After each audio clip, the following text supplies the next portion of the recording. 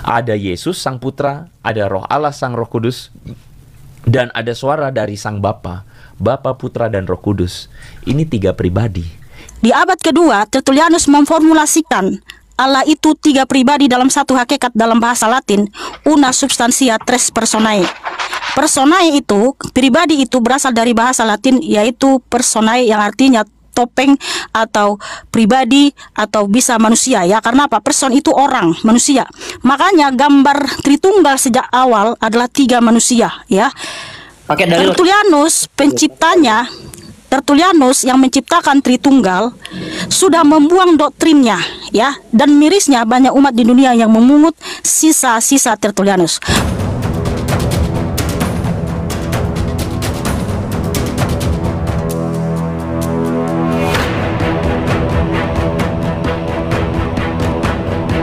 Assalamualaikum warahmatullahi wabarakatuh. Teman-teman, berjumpa kembali di Bintang Mu'alaf Channel. Mudah-mudahan kita semua selalu sehat walafiat di dalam lindungan Allah Subhanahu wa Ta'ala. Teman-teman, kembali kita saksikan sebuah perdebatan sengit antara Kristen versus Kristen.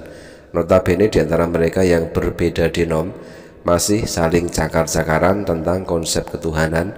Walaupun lebih dari 2000 tahun, tetapi konsep ketuhanan di antara mereka belum final, belum tuntas, dan sampai sekarang masih cakar-cakaran.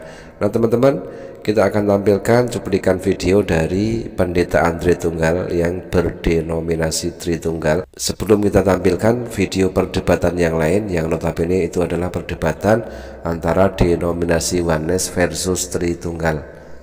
Ya. Nah, Matius pasal 3 ayat 16 dan 17. Yesus segera keluar dari air, langit terbuka, dan ia melihat Roh Allah seperti burung merpati turun. Terdengarlah suara dari sorga mengatakan, inilah anakku yang kukasihi, kepadanya aku berkenan. Perhatikan ini baik-baik.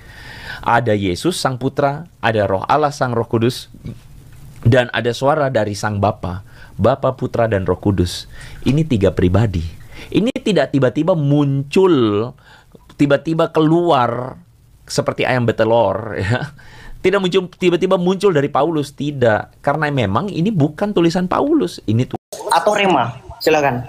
Ya, Yohanes 1 ayat 1, ya. En arche en hologos prostonteon kai theos en hologos. Oke. Nah, kalau kita terjemahkan, itu artinya apa? Pada mulanya adalah Sang Firman.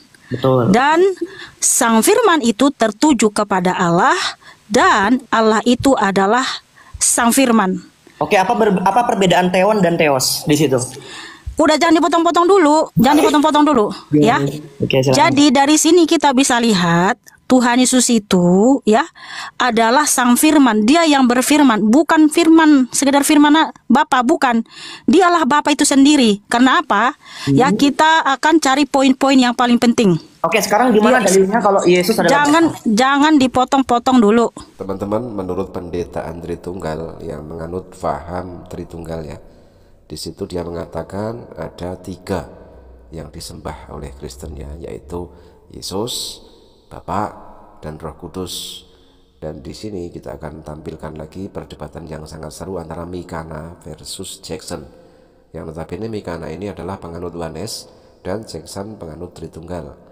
Yang baru saja mereka berdebat dan saling gontok-gontokan, saling cakar-cakaran tentang konsep ketuhanan. Oke teman-teman, kita tampilkan satu ayat dalam Bible yang untuk meng-counter attack mereka dan juga untuk memberitahu semuanya benarkah dogma yang mereka pertentangkan, yang mereka saling cakar-cakaran itu. Kita kembalikan ke ajaran Yesus. Yohanes 17 nomor 8, sebab segala firman yang engkau sampaikan kepadaku telah kusampaikan kepada mereka, dan mereka telah menerimanya. Mereka tahu benar-benar bahwa aku datang daripadamu, dan mereka percaya bahwa engkaulah yang telah mengutus aku. Nah, itu kata Yesus, ya. Biar Alkitab yang menjelaskan kepada kita, bukan kamu. Gini Kak. Jadi saya hanya menunjukkan. Izin Kak. Tadi ini kan kenapa sebentar Kak. Tadi kan Kakak inilah malas aku nih. Kitab suci itu merupakan otoritas tertinggi. Nah, saya ikutin nih dalil. Ya, dalilnya di mana? Kitab suci. Iya dong. Parameter kebenaran apa? Parameter kebenaran apa kalau bukan firman Tuhan? 1 Timotius 3 ayat 15, gereja Allah adalah tiang penopang dan dasar kebenaran. Dasar. Ya. Kemudian, oke, kita buka lagi. Kemudian dalam Matius 18 ayat 17 saya bacakan, ya. Ini perkataan Yesus, ya. Saya bukakan. Matius 17 ayatnya yang ke-18. Apa yang dikatakan oleh Yesus di sini? Saya bacakan. Kenapa dia ketika saya panggil Tuhan Yesus Bapa yang mulia, dia apa namanya? Dia tadi bicara dari tadi, ada nggak kita kita potong? Nggak ada toh? Tapi giliran saya panggil Tuhan Yesus Bapa yang mulia Efesus 1:17, itu keluar dia kejang-kejang kepanasan. Saya nggak kejang-kejang, Kak. Saya biasa aja kok. Ya udah, makanya jangan dipotong dulu. Saya baru bicara udah potong. Kayak gini saya turun loh. Aku malas menghadapi kayak gini. Loh, saya pakai dalil, Kak. Kakak kan mengatakan kitab suci itu Bukan takut. Gini. Dia dari tadi bicara kita dengerin ya. Nggak ada kita marah toh, biasa aja. Giliran saya panggil Tuhan Yesus Bapa yang mulia sesuai dengan yang tertulis, dia kejang-kejang kepanasan. Lalu Kakak mengatakan kalau kitab suci itu saya tengah ya, kita giliran ya, kita giliran. Siapa dulu nih? enggak, saya Kan saya tadi kan saya dipersilakan sama host untuk bicara. Nah, satu-satu ya, biar penonton tidak bingung mana yang harus. Silakan. Iya, saya izinkan dulu bicara, jangan dipotong-potong dulu, jangan. Ikat dulu jin di dalam dirimu itu, Jason. Enggak ada jin sih, dilarang sih menghakimi seseorang itu. Saya enggak ada. Ya makanya jangan potong-potong. Oke. Monggo silakan lanjut. Ini Silakan, Kak, silakan. Saya sudah bilang ya, landasan iman saya adalah Alkitab. Jadi parameter kebenaran, ya parameter ukuran kebenaran itu Alkitab, firman Tuhan. Betul. Firman Tuhan. Ya.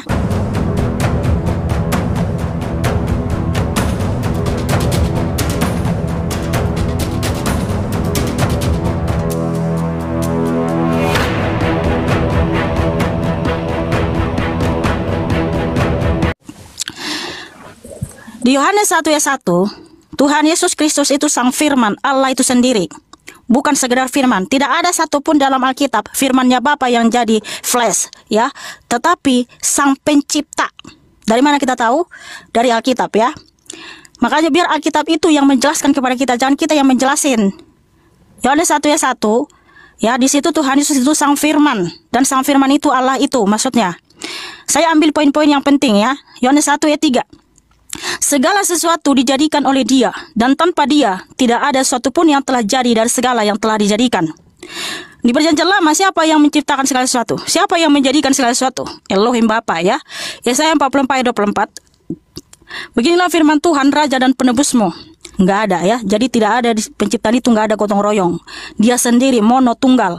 Makanya di Kejadian 1 ayat 1 sampai 31 yang menciptakan di situ siapa? Elohim Bapa, ya. Elohim Bapa yang menciptakan segala sesuatu. Dialah yang berfirman. Dialah yang menciptakan, ya. Yohanes 1 ayat 3. Jadi Tuhan Yesus itu bukan sekedar firman, tetapi Dia sang firman yang berfirman. Sang pencipta itu sendiri yang datang ke dunia. Oke ya, jadi ada orang Muslim bilang kok cara penjelasan Allah Tritunggal versi Kristen itu kok rumit gitu loh. Ya, bisa nggak jelaskan versi Islam? Oke. Jadi begini ya, konsekuensi dari menjelaskan versi Islam adalah saya harus masuk Islam atau minimal saya harus belajar Islam secara jujur. Saya hargai orang Islam, tapi kalau mau belajar Islam ini saya pusing. Makanya Tritunggal itu penciptanya adalah Tertullianus di abad kedua. Di abad kedua Tertullianus memformulasikan Allah itu tiga pribadi dalam satu hakikat dalam bahasa Latin, una substantia tres personae. Personae itu, pribadi itu berasal dari bahasa Latin yaitu personae yang artinya topeng atau pribadi atau bisa manusia, ya. Karena apa? Person itu orang, manusia. Makanya gambar Tritunggal sejak awal adalah tiga manusia, ya. Pakai dalil. Tertullianus yang menciptakan Tritunggal sudah membuang doktrinnya, ya, dan mirisnya banyak umat di dunia yang memungut sisa-sisa Tertullianus. Makanya dari Kejadian sampai Wahyu tidak ada kata Tritunggal, ya. Karena apa? Tritunggal itu buatan seorang filsuf Yunani, ya, yaitu Siapa? Tertullianus. Oke, Jadi Tritunggal itu adalah filsafat kosong buatan Tertullianus. Sebentar ya. Dan di dalam Alkitab, di dalam Alkitab tidak ada tertulis satupun Tritunggal. Tritunggal itu segitiga buatan Tertullianus yang sudah. Kalau kita kembalikan kepada ajaran Yesus seperti apa yang tertulis di dalam Markus 12 nomor 29, maka di antara mereka sampai kapanpun tidak akan pernah mencapai titik temu. di antara mereka akan tetap terus saling cakar-cakaran ya. Baik, kita kembalikan saja kepada ajaran Yesus di dalam Markus 12 nomor 29. Jawab Yesus, hukum yang terutama ialah, dengarlah hai orang Israel, Tuhan Allah kita itu, Tuhan itu Esa. Nah, Yesus mengajarkan menyembah hanya kepada Allah yang Esa, tetapi di antara mereka, para umat Kristen, mereka saling cakar-cakaran tentang konsep ketuhanan. Alkitab mengajarkan Tuhan Yesus Allah yang Esa. Ulangan 6 ayat 4, Yudas 1 ayat 25. Saking krusialnya kredo iman kita bahwa Tuhan itu Allah kita, Tuhan itu Esa, ya. Harus diajarkan berulang-ulang. Apabila engkau duduk, apabila engkau berdiri, apabila engkau segala macam. Saking krusialnya. Karena apa? Karena ajaran yang benar adalah Tuhan Yesus Kristus Allah yang Esa, bukan Tritunggal, bukan Marsion, bukan Montanisme, bukan Trinitarian, ya. Karena apa? Tritunggal itu adalah filsafat kosong buatan Tertullianus. Oke, tadi kita berbicara tentang standar kebenaran. Kak Mikana mengatakan kitab suci itu merupakan otoritas tertinggi untuk menentukan suatu kebenaran. Saya bawakan dalil. Dalam 1 Timotius 3 ayat 15 dikatakan seperti ini. Gereja Allah dalam bahasa Yunani eklesia adalah tiang penopang dan dasar kebenaran. Itu yang pertama. Yang kedua, saya tunjukkan lagi perkataan Yesus. Nanti saya minta tanggung jawab sama kakak ya. Perhatikan di sini. Yesus mengatakan dalam Matius 18 ayat 17. Ini perkataan Yesus ya. Jika ia tidak mau mendengarkan mereka, sampaikanlah soal itu kepada gereja di sini. Sebentar, tadi di 1 Timotius berapa? Gereja Allah, gereja Allah. 1 Timotius 3 ayat 15, silakan dibuka nanti. Kemudian dikatakan lagi, dan jika tidak mau juga mendengarkan gereja, ini gereja ya, dalam bahasa Yunani itu eklesia, pandanglah dia sebagai orang yang tidak mengenal Allah dan seorang pemungut cukai. Yang pertama saya mengatakan, yang menentukan suatu kebenaran itu adalah gereja Kristus melalui rahmatnya Kristus kepada gerejanya, itu pertama. Yang kedua, kenapa gereja itu memiliki otoritas? Karena Yesus yang memberikannya. Kemudian Yesus mendirikan gerejanya dalam Matius 16, 18-20. Dan aku berkata kepadamu Petrus, di atas batu karang ini akan kudirikan gerejaku dan alam maut tidak akan berkuasa atasnya. Dan kepadamu kuberikan kunci kerajaan surga, apa yang kau ikat di bumi akan terikat di surga, dan apa yang kau lepas di bumi akan terlepas di surga. Ini 3 dalil, saudara. Kemudian yang keempat, ya, saya mau nanya sama kakak lagi nih. Saya mau nanya sama kakak mengatakan tadi bahwasannya kitab suci itu merupakan otoritas tertinggi. Sekarang tunjukkan sama saya satu dalil dalam kitab suci yang mengatakan kalau kitab suci itu otoritas tertinggi. Silakan tunjukkan dalilnya. Kalau tidak ada dalilnya, itu omong kosong. Yang kedua, kakak mengatakan Yesus adalah Bapa itu sendiri. Tunjukkan dalilnya. Kalau Yesus itu adalah Bapa itu sendiri, tunjukkan dalilnya. Kemudian yang kedua, Anda tadi kan membawakan dalam Yohanes 1 ayat 1 sampai yang seterusnya ya. En arche en hologos, kai hologos en proston theon. Perhatikan diksinya, theon, kai theos en hologos. Saya mau nanya sama kakak, apa perbedaan dalam pembendaharaan bahasa Yunani antara theon dan theos? Silakan. Kalau sama tidak perlu ada perbedaan di situ. Kenapa menggunakan kata theon dan menggunakan kata theos? Saya juga mengakui kalau Yesus itu hakikatnya adalah Allah. Makanya menggunakan diksi hologos yang artinya sang firman. Saya setuju itu. Nah, kakak mengatakan tadi bahwasannya kitab suci otoritas tertinggi. Tunjukkan dalilnya sama saya kalau kitab suci itu otoritas tertinggi. Kalau Anda tidak dapat membuktikannya, argumentasi Anda runtuh. Karena Anda sola scriptura kan, hanya kitab suci. Itu yang pertama. Kemudian yang kedua, Anda tadi mengatakan bahwasannya ajaran daripada Tertullianus itu tentang Trinitas itu digambarkan kalau misalkan ada 3 manusia. Tunjukkan gambarnya dan tunjukkan sejarah gereja yang mendefinisikan atau menggambarkan Trinitas itu dengan 3 manusia. Tunjukkan. Kalau Anda tidak dapat membuktikan berdasarkan data sejarah gereja, maka runtuh keyakinan Anda. Kemudian yang keempat, Anda berkeyakinan bahwasannya Yesus adalah Bapa. Bawakan sama saya data sejarah di abad pertama yang mengajarkan apa yang Anda ajarkan. Silakan.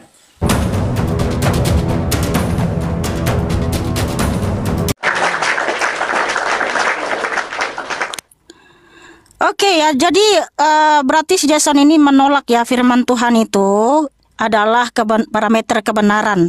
ya, otoritas tertinggi ya, artinya semuanya berlandaskan firman Tuhan yang tersudah dalam Alkitab. Nah, udah jelas ya di dalam Alkitab Tuhan Yesus Kristus adalah sang pencipta itu sendiri. Makanya Tuhan Yesus menyatakan Yohanes 8:24, kalau kamu tidak percaya bahwa akulah Dia, kamu akan mati dalam dosa-dosamu. Karena itu tadi aku berkata kepadamu bahwa kamu akan mati dalam dosamu. Sebab jikalau kamu tidak percaya bahwa akulah Dia, kamu akan mati dalam dosamu. Akulah Dia. Jadi yang ditanyakan sekarang, siapa Dia di situ? Sabellianisme anggap Dia itu adalah Bapa, dan itu berarti bahwa akulah Dia, berarti akulah Bapa. Maka Yesus itu Bapa, Bapa itu Yesus. Ya. Dia siapa? Ya Bapa gitu ya. Jadi tidak ada satupun dalam Alkitab dari Kejadian sampai Wahyu bahwa Allah itu Tritunggal. Makanya penciptanya sendiri sudah membuang doktrinnya, beralih ke montanisme. Tritunggal itu pertama sekali diciptakan oleh Tertullianus di abad kedua. Ya, itu tidak bisa dipungkiri dan tak bisa dibantah. Dan penciptanya sendiri sudah beralih ke montanisme. Dia sudah buang doktrinnya ke apa itu yang mohon maaf ya, entah kemana lah. Akhirnya dipungut sama.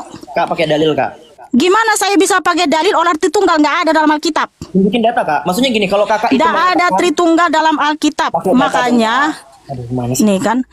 Teman-teman, saya jamin sampai kiamat perdebatan tentang konsep ketuhanan antara denominasi Tritunggal versus Oneness tidak akan pernah nyambung, tidak akan pernah ketemu. Sampai kiamat akan terus seperti itu. Mereka kebingungan menentukan siapa Tuhan yang sebenarnya yang harus mereka sembah. Tetapi mereka lupa bahwa ternyata ajaran Yesus mereka tidak mengamalkannya dan bahkan mereka mengingkarinya. Padahal apa yang diajarkan oleh Yesus yaitu menyembah hanya kepada Allah yang Esa, Allah Tuhan yang disembah oleh Yesus, bukan menyembah Yesus, bukan menyembah yang lainnya, tetapi menyembah Allah Tuhan yang disembah oleh Yesus. Seperti yang tertulis di dalam Matius 4 nomor 10, maka berkatalah Yesus kepadanya, enyahlah iblis, sebab ada tertulis, engkau harus menyembah Tuhan Allahmu dan hanya kepada Dia sajalah engkau berbakti. Asyhadu alla ilaha illallah wa asyhadu anna Muhammadan Rasulullah. Aku bersaksi bahwasanya tiada Tuhan selain Allah, dan aku bersaksi bahwasanya Nabi Muhammad adalah utusan Allah. Takbir, takbir.